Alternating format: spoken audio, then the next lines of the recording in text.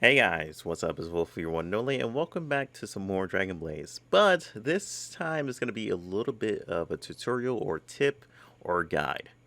We're going to go over phases. So been getting this question a lot from a lot of people asking me, what does phase mean? What are phases?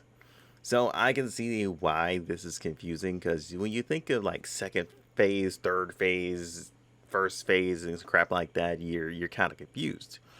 But I'm here to break it down for you guys.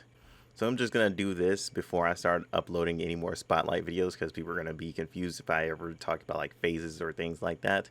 And this is just a short explanation of it. Alright, so first things first, phases apply to two things inside of Dragon Blaze: debuffs and buffs. So where the confusing part comes in is it's called phases.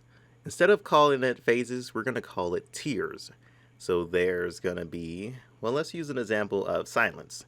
There's a tier 1 silence, there's a tier 2 silence, and there's a tier 3 silence, and there's a tier 4 silence. Let's use these as an example versus immunity. And this is full immunity buff right here. And we're going to put those in tiers from 1 to 4 as well and match those up. Alright, so now that we have the whole table thought out and you guys can actually see it, so let's get into the explanation. So let's say a phase 1, a tier 1. If a tier 1 silence goes up against a tier 1 immunity, that immunity is going to win just because they're both on the same level, and immunity blocks out, pretty much anything that's phase 1. So they're neck and neck, pretty much just like a normal fight.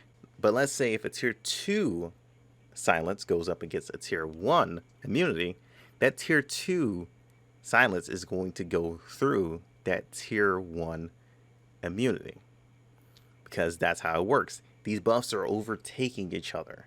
So the same thing is going to be happening for tier 3 immunity. If it's tier 3 immunity, then it's going up against a tier 1 or 2 silence. Those aren't going to go through. These are literally just, tier phases. People are getting confused because they're called phases. Just think of it like a tier list.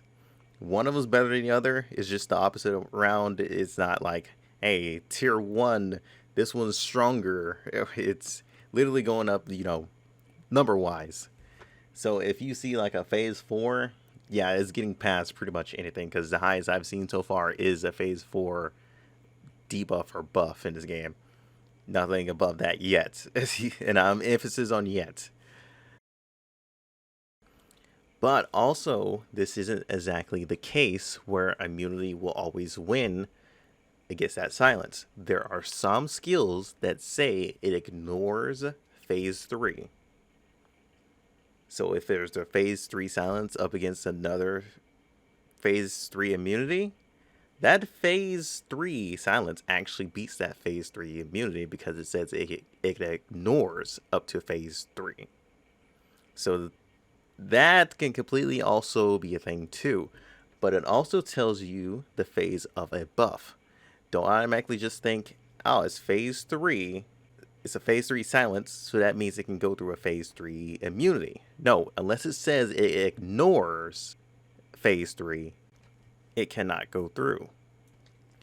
To be honest, I kind of get why they kind of added this to the game, because it creates a lot more diversity and a lot more like teams that can be created. So let's say if you're going up against a team with like really heavy immunity, but it's only like phase 2 immunity.